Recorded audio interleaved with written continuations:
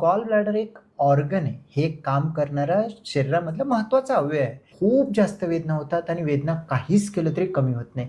तो एक पॅनक्रियाटायटिसचं लक्षण आहे. Gall bladder in middle age group, काही काही लहान लेकरांमध्ये ओल्ड एज मध्ये पण होतं, पण मिडल एज ग्रुपमध्ये काम करणं स्लो करतं.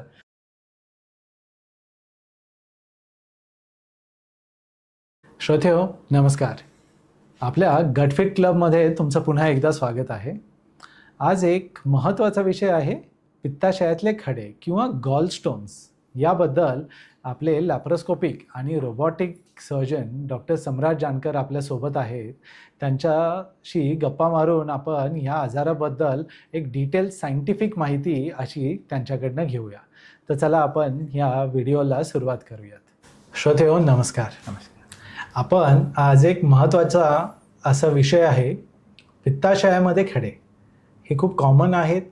बऱ्याच लोकांमध्ये इन्सिडेंटली म्हणजे काहीतरी वेगळी तपासणी केली म्हणून दिसून येतात. यांचं महत्त्व काय, यांचं ट्रीटमेंट काय, याला अगदी सायंटिफिकरित्या आपण आपले सर्जन, कोलोरेक्टल सर्जन, आमचे लॅप्रोस्कोपिक सर्जन आणि आता रोबोटिक सर्जन असे डॉक्टर सम्राट सर आपल्यासोबत आहेत ही सगळी माहिती देण्यासाठी. Thank you sir. सर, तर आपल्या गटफिट क्लबमध्ये तुमचं पुन्हा एकदा स्वागत. धन्यवाद सर. तर आपण जसं म्हणालो, हे पित्ताशयातले खडे कॉमन आहेत. Yes sir. किती कॉमन आहे सर हे? खूप कॉमन आहे सर.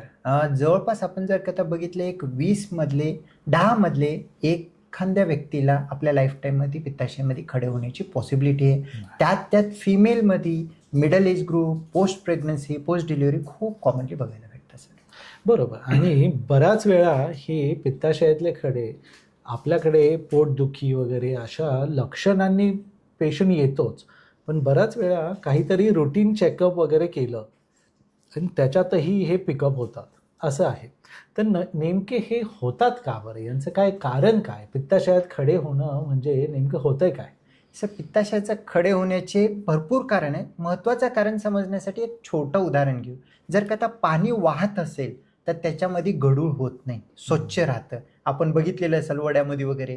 आणि विहिरीमधलं पाणी एका ठिकाणी जर का थांबू नये, एखाद्या हौदामध्ये पाणी थांबू नये, तर ते पाण्यामध्ये शेवाळं होणं, घाण होणं आणि तळामध्ये घाण भेटणं हे आपण बघतो. तसंच गॉल ब्लॅडर एक ऑर्गन आहे. हे काम करणारा शरीरामधलं महत्त्वाचा अवयव आहे. त्याचं काम काय राहतो? लिव्हर मधलं पित्त, हा पित्त ऍसिडिटीच्या पित्तापेक्षा वेगळं आहे सर. हा कन्फ्युजन. बरोबर. हे पाचक पित्त, बाईल बद्दल. हा जो लिव्हर आहे तिथून आपला पित्त तयार होतो आणि तो पित्त अन्ननळिकामध्ये डायरेक्टली येतो. ज्या वेळेला आपल्या जेवणामध्ये जर का आता ऑइली पदार्थ आहे, फॅटी आहे, तर त्याचं काम राहतो. आणि समजा तसं अन्न नाही, त्यावेळेला त्याचा जो तोंड आहे पित्ताशयाचं नळीचं बंद राहतं. बंद राहिलं तर काय होईल? एक्स्ट्राचं पित्त पित्ताशयामध्ये भरतं आणि भरून राहतं. आणि ज्या वेळेला जेवण करतो, एक्सेस जर का आता खाण्यामध्ये फॅटी ऑइली आलं तर एकदम पंप करतं आणि त्याला डायजेशनला मदत करतं. हा पित्ताशयाचं मूळ काम आहे, एक्सेस फॅटला डायजेशन करण्यासाठी.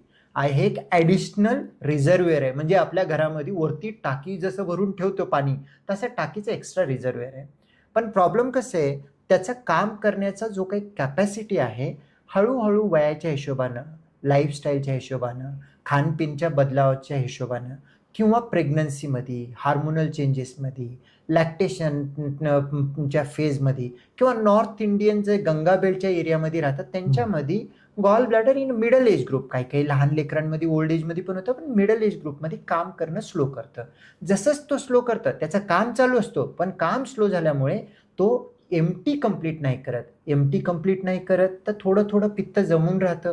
ते पित्त तसंच राहिलं, त्याच्यामधला जो काही घनिष्ठ पदार्थ आहे तो खाली साचून त्याचं मातीसारखं मड होतं, चिखलसारखं होतं आणि तोच पुढे छोटे किंवा मोठे स्टोन बनतात. हा सर्वात कॉमन कारण आहे. त्याच्या व्यतिरिक्त कारण म्हणजे काय? फॅट जास्त असणं, बॉडीमध्ये चरबी जास्त असणं किंवा काही काही वेळेला ब्लड हिमोलायसिस जास्त होणं, त्याच्यामध्ये भरपूर असे कारण आहेत. पण महत्त्वाचं कारण आहे, गॉल ब्लॅडर फंक्शन कमी झालं तर तिथं साचलेला जो काही मड आहे त्याची स्टोन बनण्याची एक प्रक्रिया होते सर. बरोबर. आणि आता ही का होतं? मग काही लोकांमध्ये लक्षणं येतात आणि काहींमध्ये येत नाही. म्हणजे लक्षणं येतात त्यावेळेस नेमकं काय घडतं पित्ताशयामध्ये? ऍक्च्युली पित्ताशय रोज काम करतच असतो. इवन दो आपण म्हणतो की पित्ताशय काम करणं स्लो केलेलं आहे, पण बंद नाही केलेलं, काम करत आहे. पण ॲक्च्युली लक्षण येण्याचं इथं कारण असतो की तुम्ही ज्या वेळेला जेवण करता, युजली पित्ताशयाचे लक्षणं मिडल ऑफ द नाईट, म्हणजे एखादा पेशंट मला कॉल करून सांगितला, रात्री मी झोपलो होतो, उठलो, एकदम पोट दुखलं, 2 घंट्यानंतर माझं पोट दुखणं कमी झालं आणि मी झोपलो, आता काय वाटत नाही, मी काय करू? हा पित्ताशयाच्या खड्याचं लक्षण आहे. असं का बरं होतं? दिवसभर तुम्ही ज्या वेळेला चालता फिरता, पित्ताशय हा लिव्हरच्या तिथं चिटकलेलं आहे, ह्या ठिकाणी असं चिटकलेला ऑर्गन आहे. तर तो ऑर्गनमध्ये, त्याच्यामध्ये अवयवामध्ये पित्त असेल तरी सुद्धा स्टोन खाली ग्रॅव्हिटीमुळे खाली येतो. ज्या वेळेला आपण झोपलेलो असतो, ते समांतर जागेवरती आल्यानंतर ज्या वेळेला आपण जेवण करतो, पित्ताशयाचं काम किंवा लिव्हरमधलं पित्त, पाचक पित्ताचं काम 2 घंट्यानंतर चालू होतो. त्यावेळेला पित्ताशय थोडंसं कॉन्ट्रॅक्ट म्हणजे दाबण्याचा प्रयत्न करतं फॅट डायजेशन करण्यासाठी. मग त्यावेळेला असलेला खडा जाऊन त्याच्या तोंडावरती अटकतो. आता तोंडावरती कसं अटकतो? आपण एका ठिकाणी थांबून एखादा जर का दगड टाकला, एखाद्या खड्ड्यामध्ये जाऊन बसण्याची पॉसिबिलिटीज असं आहे, तसं कधी जाऊन बसेल किंवा कधी जाऊन नाही बसणार, आणि बसेल कधी आणि बसणार नाही कधी ह्याची काहीही आपल्याला माहिती करू शकत नाही. पण ज्या वेळेला त्याच्या तोंडावरती जाईल, त्याच्या तोंडामधला मान जो आहे, नळी जो आहे, त्याची साईज खूप छोटी असते.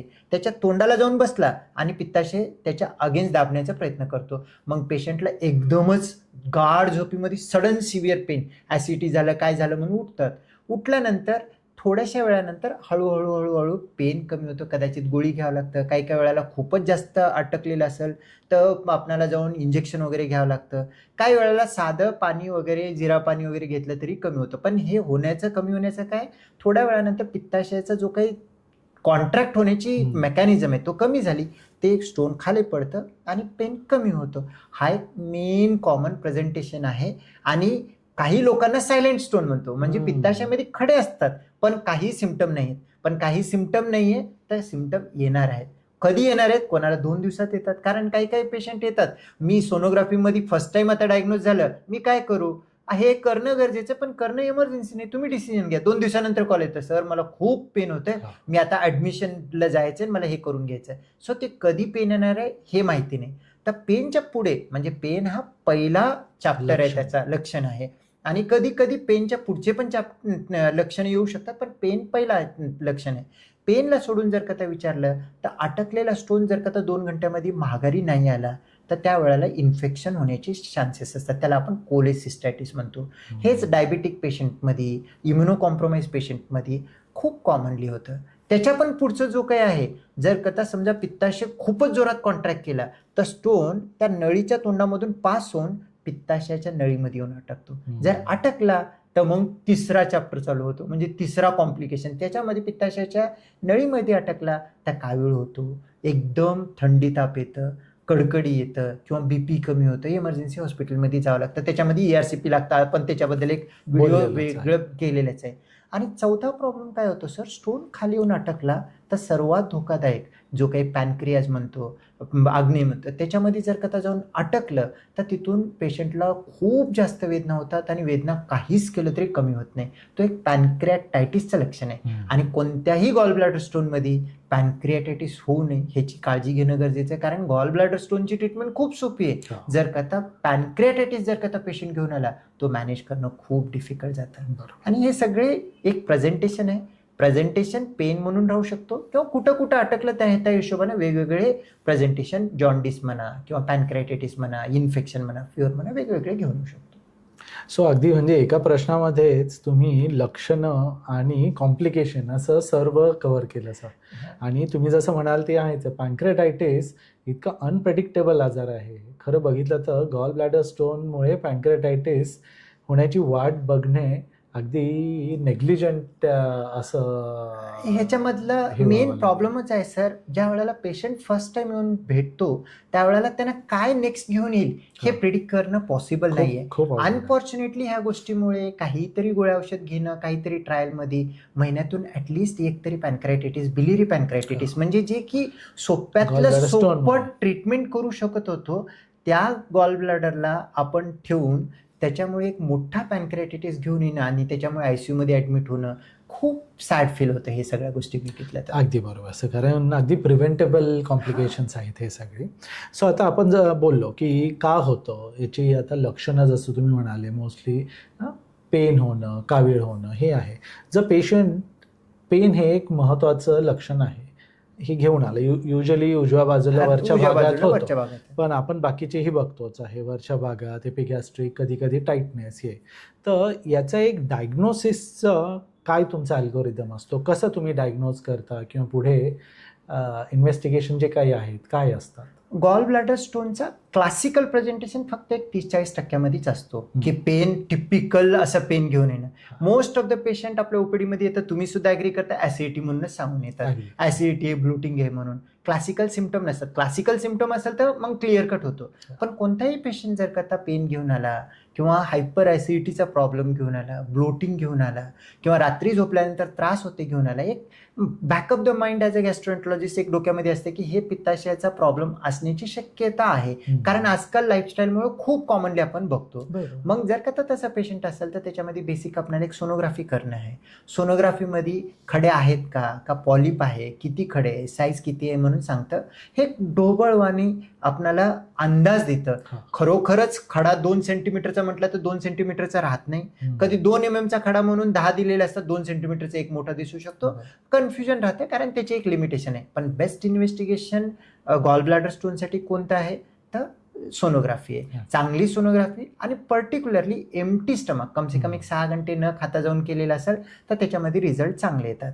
त्याच्या व्यतिरिक्त काही काही पेशंटमध्ये कन्फ्युजन असतं, बिलिरुबिन वाढलेलं आहे किंवा तिथं कावीळसारखं दिसतंय तर MRCP करणं गरजेचं आहे. कारण गॉल ब्लॅडरला लागणारी सर्जरी पित्ताशयाच्या स्टोन, पित्ताशयाच्या नळीमधले स्टोन जर मिस करून केलं तर मग मोठं कॉम्प्लिकेशन घेऊन येतो. त्यामुळे पहिलं तो बघणं गरजेचं आहे की पित्ताशयाच्या नळीमध्ये काही ब्लॉकेज नाही ना, नाही तर प्रेशरमुळे खूप प्रॉब्लेम घेऊन येतो. आणि काही काही वेळेला खूप रेअर आहे पण ओल्ड एज आहे, खूप दिवसाचा स्टोन आहे, मोठा स्टोन आहे, वजन कमी झालं, असं काही जर सिम्पटम सांगत असेल तर त्या पेशंटमध्ये दुर्दैवाने गॉल ब्लॅडर स्टोनमुळे होणारा एक मोठा प्रॉब्लेम म्हणजे आपण बोललो नाही की गॉल ब्लॅडर कॅन्सर सुद्धा आहे. तो गंगा बेल्टमध्ये खूप कॉमन आहे पण कुठेही आपल्याला आढळून येऊ शकतो. असं काही सिम्पटम म्हटलं तर CT पण करण्याची गरज पडू शकतं आणि हे डायग्नोस्टिक आहे. But most of the time simple liver function test, CBC आणि सोनोग्राफी मोर दॅन एनफ आहे डायग्नोसिस करण्यास होऊन जातं. बरोबर. सो आता एक जर टिपिकली सिम्पटम घेऊन आलाय आपला पेशंट, सोनोग्राफीमध्ये गॉल ब्लॅडर स्टोन आहेत, LFTs खूप काही असे लिव्हर ब्लड टेस्टमध्ये प्रॉब्लेम नाही आहे. सो याचं पुढची स्टेज काय आहे? आता आपण याच्यामध्ये मला अपेक्षा आहे की तुम्ही दोन्ही पेशंट की जे आपले एसिम्प्टोमॅटिक आहेत, की ज्यांना काहीही त्रास नाही आणि ज्यांना आत्ता त्रास होतोय, अशा दोन्ही पेशंटला कसं अप्रोच करावं आणि काय ट्रीटमेंटचे त्यांचे ऑप्शन्स आहेत हे जरा सांगा. सर, सिम्पटम घेऊन आलं तर सोपं काम आहे सर. तिथं काहीच लोड नाही आहे. जर एखादा गॉल ब्लॅडर स्टोन आहे, पेन आलेली आहे, वाट बघू नका कॉम्प्लिकेशनची. कारण कॉम्प्लिकेशन गॉल ब्लॅडरचे सर्जरीपेक्षा कित्येक पटीनं खूप जास्त आहे. गॉल ब्लॅडर एक अवयव आहे माहिती आहे, पण अवयव जर काम करत नाही त्याला पोटामध्ये ठेवून त्याची कॉम्प्लिकेशन वाट बघणे आणि त्याच्यामध्ये पेशंटची सुद्धा प्रॉब्लेम होतात. एखादा गॉल ब्लॅडर इन्फेक्शन घेऊन आला, सर्जनला ऑपरेटिव्हला प्रॉब्लेम होतात.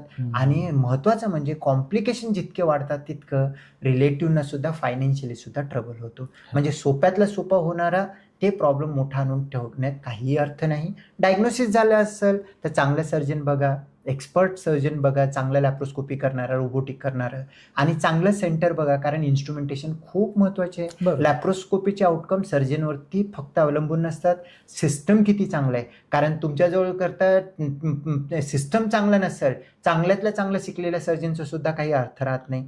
आणि बॅकअप सिस्टम बघून घ्या, त्या हिशोबानं करून घेणं गरजेचं आहे. हा झाला एक सिम्पटोमॅटिक गॉल ब्लॅडर स्टोन. आणि जर का त्याच्यासोबत जर का जॉन्डिस वगैरे असेल तर गॉल ब्लॅडर सर्जरीला जाण्यापेक्षा अगोदर ERCP वगैरे करून पित्ताशयाची नळी क्लीन करून गॉल ब्लॅडर करणं आहे. पण पित्ताशयाची नळीची ERCP केल्यानंतर सुद्धा गॉल ब्लॅडर करणंच आहे, नाहीतर ते नंतर प्रॉब्लेम घेऊन येतो. पॅनक्रायटिस ठेवू शकत नाही 100%. पॅनक्रायटिस असेल तर थोडं पॅनक्रायटिस रिझॉल्व्ह होऊ द्या, त्यानंतर मग गॉल ब्लॅडर सर्जरी करा. हे सगळं सर्जरी करणं गरजेचं आहे, त्याच्यामध्ये काही ऑप्शन नाही. पण जर का एखादा असिम्प्टोमॅटिक आला तर त्याच्यामध्ये खूप डायनामिक डिफरंट ठरतात. आता असिम्प्टोमॅटिक पेशंट असेल तर प्रेडिक्टेड फ्युचर कॉम्प्लिकेशन, पुढे होणारे जे काही गुंतागुंती आहेत त्याचा आणि आजच्या प्रॉब्लेमचा दोन्हीचा विचार करणं गरजेचं आहे. एखादा पेशंट आहे, यंग पेशंट आहे, पुढे आणखीन 40-50 वर्ष लाईफ जगायचं आहे, स्टोन आहेत तर कोणत्याही गोळ्या औषधनं जाणार नाही. आणखीन एकदा मी सांगतोय की गॉल ब्लॅडर स्टोन कोणत्याही न ॲलोपॅथी, न आयुर्वेदिक, न होमिओपॅथी, न नॅचरोपॅथी कशानंच जात नाही. आणि जर का असं खरोखरच ट्रीटमेंट निघालं तर मी प्रत्येक पेशंटला सांगतो की खरोखरच हे होणार असेल तर ते पर्सन नोबेल प्राइज वर्दी पर्सन राहू शकतो, कारण इतका मोठा प्रॉब्लेम आहे. मी एकटा सर्जन पुण्यामध्ये कम से कम आठवड्यातून 5 ते 10 सर्जरी करण्याची गरज पडते आणि माझ्यासारखे 500 लोक आहेत.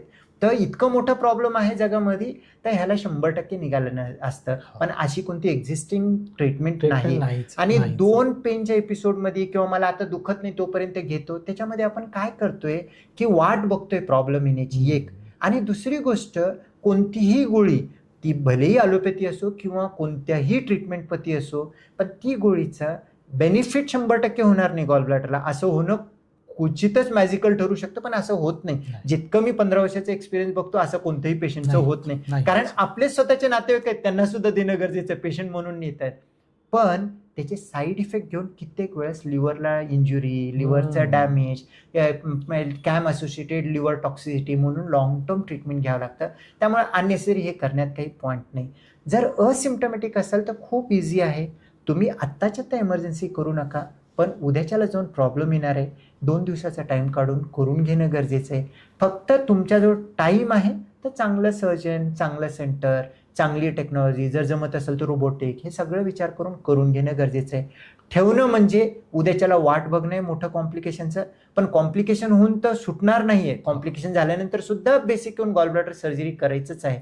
तर मग ठेवायचा का बरं, हा क्वेश्चन आहे. पण ह्या थोडं ग्रे झोन आहे, बेस्ड ऑन पेशंट कुठं राहतात, एज काय, त्यांचा प्रॉब्लेम काय, प्रायोरिटी काय. एखादा आता पायलट आहे, पायलट आहे, त्याला जर का फ्लाईट उडवायचंच आहे, त्याला गॉल ब्लॅडर स्टोन घेऊन राहता येणार नाही, कारण राहिलं सडनली काही प्रॉब्लेम आला तर प्रॉब्लेम होऊन जातो. So depending upon the scenario, but mostly करणं बेटर आहे रॅदर दॅन किपिंग. बरोबर. आणि हे श्रोते, इथे एक सांगणं खूप महत्त्वाचं आहे. सरांचा जो हा पॉईंट होता की आहेत काही डॉक्टर्स, बाकी अलाइड हेल्थ प्रोफेशनल्स की जे तुम्हाला स्टोन विरघळून देतो अशी अगदी छाती ठोकपणे सांगतात. रिसर्च प्रूव्हन आहे, सायंटिफिक डेटा आहे, कुठलेही मेडिसिन्सने गॉल ब्लॅडर स्टोन्स विरघळत नाही. आपण गॉल ब्लॅडर स्टोनसोबत अगदी वर्षानुवर्षेही काही लोक अगदी छान राहू शकतात.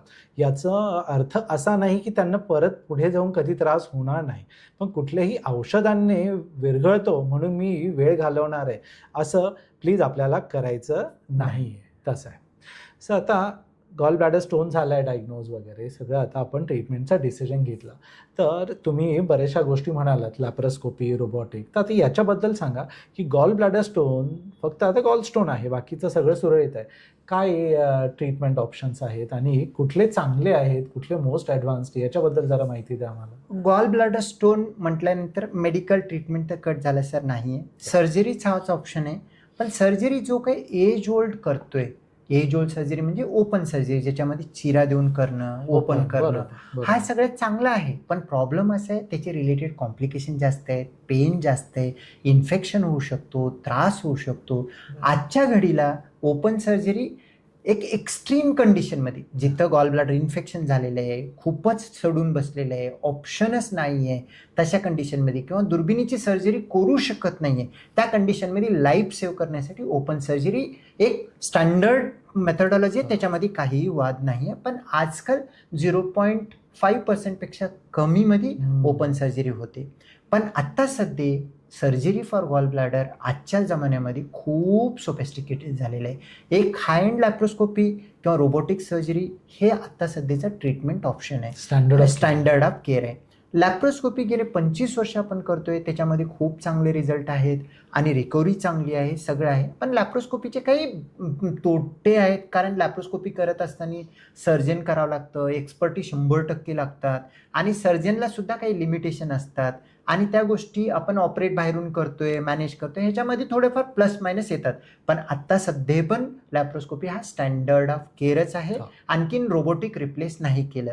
पण ज्याला फिजिबल आहे, ज्याच्या इन्शुरन्समध्ये पॉसिबल आहे, ज्यांना ॲडव्हान्स ट्रीटमेंट, कारण काय मोबाईल आपण सॅमसंग पण घेतला आणि किंवा ॲपल पण घेतला, दोन्ही फोनच येणार आहे, अँड्रॉइड, ॲपल, व्हॉट्सअप, फेसबुक सगळं चालणार आहे. पण जर का एखाद्याला फिजिबल असेल, स्ट्रेन घेऊन करण्याची गरज नाही, पण फिजिबल असेल, तर आत्ता सध्याची अद्ययावत लेटेस्ट टेक्नॉलॉजी म्हणजे रोबोटिक सर्जरी. रोबोटिक सर्जरीमध्ये सेफ्टी आणि इफिकसी जो आहे रोबोटिकचं as compare to laparoscopy definitely better आहे. कारण ह्याच्यामध्ये सर्जनला कम्फर्टेबल करून एकदम प्रिसिजननं एक मायक्रो लेवलला डिसेक्शन होऊन सर्जरी होऊ शकतं. पण ह्याचा अर्थ असा नाही की गॉल ब्लॅडर आलं तर मी रोबोटिकच करेन नाही तर नाही करणार, असं सुद्धा नाही. जर जमत नसेल फायनान्शियली, कारण लेटेस्ट टेक्नॉलॉजी जसं मी ॲपल म्हटल्यानंतर त्याचं कॉस्ट त्या टेक्नॉलॉजीला जातच. तर कॉस्टचा प्रॉब्लेम असेल किंवा इन्शुरन्सचा प्रॉब्लेम असेल लॅप्रोस्कोपी केलं तरी हरकत नाही. पण best available modality of treatment at present robotic आहे. आणि दोन्हीमध्ये सुद्धा गॉल ब्लॅडर पूर्ण काढतो. आणखीन एकदा मी सांगतो की गॉल ब्लॅडर स्टोनमध्ये फक्त स्टोन काढणं हा ट्रीटमेंट नाही आहे, पूर्ण गॉल ब्लॅडर स्टोन सोबत काढणं आहे. नाहीतर काय होतं, फक्त स्टोन काढून येतो, स्टोन काढून आल्यानंतर काही दिवसामध्ये आणखीन काही स्टोन बनतात, आणखीन स्टोन बनल्यानंतर आणखीन सर्जरीला जावं लागतं. त्यामुळे हा बार्ड आहे, फक्त स्टोन काढण्याची सर्जरी करा, हा सर्जरी आता अवेलेबल नाही. भरपूर रिसर्चच्या नंतर हा प्रूव्हन झालं की गॉल ब्लॅडर स्टोनसाठी कम्प्लीट गॉल ब्लॅडर काढणे विथ स्टोन हाच त्याचा ट्रीटमेंट आहे. आणि हा एक्सपर्ट हँडमध्ये सेफली करता येतं.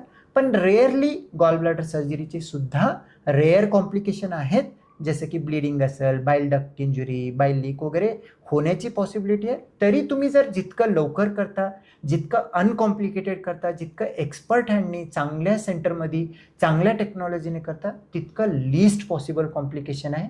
आणि रोबोटिक लॅप्रोस्कोपी करायला गेल्यानंतर कॉम्प्लिकेटेड गॉल ब्लॅडर आहे, सडलेलं आहे, खराब आहे, ॲनाटॉमी प्रॉब्लेम आहे, open is last resort available. Open करण्याची सुद्धा काही काही पेशंटला गरज लागू शकतो. आणि लॅप्रोस्कोपी रोबोटिक करताना ओपन केलं म्हणजे कॉम्प्लिकेशन आहे, सेफ्टीसाठी सर्जन केलेलं असतं, हे सुद्धा आपल्याला सगळ्यांना समजून घेणं गरजेचं आहे. अगदी छान. म्हणजे ओपन आता आपण हार्डली काही बघतो आणि तुमचे रोबोटिकचे गॉल ब्लॅडरचे पेशंट दुसऱ्या दिवशी घरी जाताना आम्ही बघतो आता. सो एक रिकव्हरी टाइम जो असायचा, जो ओपनमध्ये आपल्या 8 दिवस पेशंट आपल्याकडे हॉस्पिटलला असणे आणि आता रोबोटिकने आणि बरेचसे लॅप्रोस्कोपीचे केलेलेही पेशंट दुसऱ्या दिवशी घरी जाणे, 8 दिवसाने ऑफिसला जाताना दिसत आहेत पेशंट्स. सो हा एक मार्क डिफरन्स आहे आपल्या ॲडव्हान्समेंट गॉल ब्लॅडर सर्जरीमधली. नक्की अगदी कौतुकास्पद आहे. तर एक आता जसं सर्जरी झाली आणि त्याच्यानंतर पेशंटला, आता मी एक म्हणालो की आता अगदीच रिकव्हरी टाईम कमी झाला, तरी एक तुमचा काय ॲडवाईज आहे आपल्या पेशंटला की सर्जरीनंतर कसा रिकव्हरी असेल, त्यांचं डेली ॲक्टिव्हिटीज कसे इम्पॅक्टेड असतील, किती दिवस इम्पॅक्टेड असतील? गॉल ब्लॅडर सर्जरीच्या नंतरचं रिकव्हरी जर म्हटलं तर 2 पद्धतीने आपण घेऊया सर. रुटीन ॲक्टिव्हिटी, खाणं पिणं. कारण पेशंटला सगळ्यात मोठी भीती असते की मला खाण्याची खूप रेस्ट्रिक्शन येणार आहे. रेस्ट्रिक्शन काय येणार? बरोबर. त्यामुळे आता खाण्याचं जर का म्हणत असेल तर खाणे, देवानी आपल्याला गॉल ब्लॅडर नॉर्मल फॅट खाण्यासाठी सगळी तयार केलेली आहे. पण आपण काय केलेलं आहे, वेस्टर्न लाईफस्टाईल अडॉप्ट करून मी पिझ्झाच खातो, रात्री 12 वाजता चिकन बिर्याणीच खातो, एकदम तळलेलं फ्राईडच खातो. हा सगळा आपण अडॉप्ट केलेला लाईफस्टाईल आहे. त्यासाठी देवानी गॉल ब्लॅडर दिलेलं नाहीये. देवानी ज्या वेळेला दिलेलं आहे की एखादा नॉर्मल पर्सन इतकं इतकं खाऊ शकतो, त्याच्या हिशोबाने हा गॉल ब्लॅडर आहे आणि हा एक्सेस फॅट आलं की याला मॅनेज करायला असं दिलेलं आहे. आणि आपण जो खातोय, इव्हन देवानी चुकून 2 गॉल ब्लॅडर दिलं तरी आपल्याला पुरेसं नाही ऍक्च्युअली फॅक्ट. तर जर का आता रुटीन चांगली लाईफस्टाईल ठेवली, एक गॉल ब्लॅडर सुद्धा काम तितकंच चांगलं करतं. आणि जर करता गॉल ब्लॅडरमध्ये स्टोन आले तरी त्यावेळेला आपल्याला ऑइली फॅटी अवॉइड करणं गरजेचं आहे, कारण स्टोन अटकण्याची शक्यता जास्त राहतो.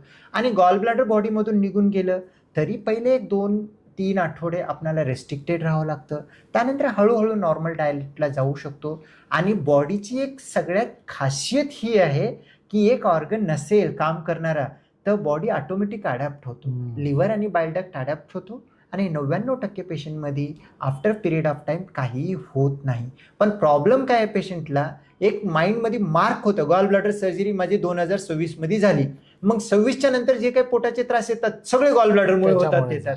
पण आपण विसरून जातोय की वयाच्या हिशोबानं, टाइमच्या हिशोबानं आपली वय सुद्धा वाढत आहे आणि वयासोबत आपली लाईफस्टाईल सुधरत नाहीये. जर का गॉल ब्लॅडर सर्जरी झाली त्यानंतर तुम्ही रात्री बेरात्री खाताय, शरीरावरती काम नाही करत आहे, खाणं पिणं प्रॉपर नसेल, इव्हन 2 गॉल ब्लॅडर दुसऱ्या सर्जननी आतमध्ये नेऊन ठेवलं तरी तुम्हाला त्रास होणार आहे. त्यामुळे आपलं खाणं पिणं व्यवस्थित देवानी बनवल्यासारखं नॉर्मल जर का ठेवलं, रिमूव्हल ऑफ गॉल ब्लॅडरमध्ये साहजिकच एखाद्या पेशंटला त्रास होतो, सगळ्यांना होत नाही. आणि हा मिथ आहे की गॉल ब्लॅडर सर्जरी केल्यामुळे ॲसिडिटी होते. ही नाही. चुकीची कन्सेप्ट आहे होऊ शकतं. आणि होण्याची काही प्रश्नच नाही. ॲसिडिटी होत असेल, गॉल ब्लॅडर सर्जरीपेक्षा मी काय खातो आणि मी कसं माझ्या शरीराला जपतो हे आपल्याला विचार करणं तितकंच महत्त्वाचे गरजेचं आहे. आणि त्याच्या पण पुढे एखाद्या पेशंटला कधी थोडंसं ब्लोटिंग वगैरे होत असेल तर गॉल ब्लॅडर कॉम्प्लिकेशनपेक्षा 1000पेक्षा 1 पटीने त्याचं कमी प्रॉब्लेम आहे. कारण गॉल ब्लॅडर स्टोन ठेवून मोठा प्रॉब्लेम घेऊन जर का आला तर ते खूप महाग पडू शकतो. हा झाला डाएटरी गोष्ट बोलायचं तर. आणि ओव्हरऑल रिकव्हरी गॉल ब्लॅडर सर्जरीमध्ये आजकाल असं आहे की रोबोटिक केलं तर सेकंड डेला पेशंट उठतो, चालतो. आणि जर का तर रुटीन गॉल ब्लॅडर झालं तर आठवड्याभरामध्ये कामाला जाऊ शकतो. इव्हन काही पेशंट तर सर्जरी झालेलं असं दुसऱ्या दिवशी खोलतात लॅपटॉप आणि आपलं कामं चालू करतात. बट स्टँडर्ड रिकमेंडेशन आहे एक 8-10 दिवस सुट्टी घ्या. सर्जरी झालेली आहे, बॉडीला रिकवर होऊ द्या, जेणेकरून बॉडी जितकं रिकवर होईल तितकं लॉंग सस्टेन करू शकतो. बरोबर. सो एक 8 दिवसांची तरी सुट्टी घेतलेलं बेटर असतं. बरं आहे. सो याच्यात आता गॉल ब्लॅडरचं तुम्ही कव्हर केलं की लॉंग टर्म कॉम्प्लिकेशन अशी काही नाही आहे. एकदा गॉल ब्लॅडर गेलं, बॉडी अडॉप्ट होते आणि आपल्याला एक पथ्य पाणी प्रॉपरली पाळलं तर कधीही त्रास खरं होत नाही. बरोबर. आपल्याला आवडतं म्हणून मी आता एखाद्या कुठं गेलेले मला बटर चिकनच खायचंय, आवडतं म्हणून पूर्ण प्लेट खाण्यापेक्षा 2 पीस खाल्लं तर बॉडी टॉलरेट करू शकते. पण तुम्ही कहर केलं तर मग मात्र गोंधळ होऊ शकतो. आणि हे अगदी खरं, ज्यांनी गॉल ब्लॅडरचं सर्जरी नाही झाली त्यांनी सगळ्यांनी आपण पाळण्यासारखं आहे. स्मॉल फ्रिक्वेंट मील्स आणि एक कंट्रोल पोर्शन्स हे एक महत्वाचं आहे. 100% सेम लाईफस्टाईल आपल्याला गॉल ब्लॅडर सर्जरी नंतरही फॉलो करायची. Absolutely sir. सर अगदी खूप डिटेल आणि अशी टेक्निकल खूप चांगली माहिती दिलेली आहे तुम्ही गॉल ब्लॅडर याच्यासाठी, गॉल ब्लॅडर स्टोनसाठी, पित्ताशयातल्या खड्यांसाठी. श्रोते आय एम शुअर तुम्ही पण ॲग्री कराल याच्याशी. एक समरी म्हणून आमच्या श्रोत्यांना तुम्ही काय सांगाल की पित्ताशयातले खडे यांच्याबद्दल आपल्याला एक समरी सांगा. पित्ताशयाचा खडे आजकालच्या रुटीन लाईफमध्ये खूप कॉमन आहे आणि बरेच लोकांना होतो. आणि जर कथा झालं असं मोठं घाबरण्याची गरज नाही. आणि जर खडे झाले, पित्ताशयाचं मोह ठेवणं चुकीचं आहे. कारण मोह जर कथा ठेवलं तर मोठे कॉम्प्लिकेशनमध्ये फसू शकतो. जर कथा एकदा खडे डायग्नोज झाले तर जवळपासच्या एक एक्सपर्ट लॅप्रोस्कोपिक सर्जन किंवा GI सर्जनला जाऊन भेटा, सल्ला घ्या त्यांची काय म्हणतात. आणि एक एक्सपर्ट हँडमध्ये चांगल्या सेंटरमध्ये पॉसिबल असेल तर ॲडव्हान्स टेक्नॉलॉजी किंवा लॅप्रोस्कोपीनं करून घेणं गरजेचं आहे. ठेवणं म्हणजे उद्याचं होणाऱ्या प्रॉब्लेमला वाट बघणं आहे. आणि कोणत्याही गोळ्या औषधनं गॉल ब्लॅडर स्टोन विरघळत नाही. त्याला ट्रीटमेंट सर्जरीच आहे. फक्त टाइम वेस्ट घालून काही कॉम्प्लिकेशन फसण्यापेक्षा जवळील एक्सपर्ट सेंटरला भेटून प्लॅन्ड सर्जरी करून घेणं बेटर आहे रॅदर दॅन कॉम्प्लिकेशनमध्ये करणं. कारण कॉम्प्लिकेशनमध्ये ओपन होण्याचे चान्सेस वाढत जातात सर. अगदी फर्स्ट क्लास, अगदी छान माहिती आहे ही सगळी. आय एम शुअर श्रोत्यांना सगळ्यांना आवडलेली आहे. सो आता ह्या सगळ्या माहितीसाठी तुमचे खरंच हार्दिक धन्यवाद. Thank you sir. आणि आमच्या एक श्रोत्यांसाठी शेवटचं एक कीवर्ड आपण सांगतो, तो एक सांगू शकाल का? जर का पूर्ण हा व्हिडिओ बघितलेला असेल, तुम्हाला जर का व्हिडिओमधली माहिती आवडली असेल तर गॉल ब्लॅडर स्टोन हा तुम्ही कमेंट बॉक्समध्ये लिहू शकता.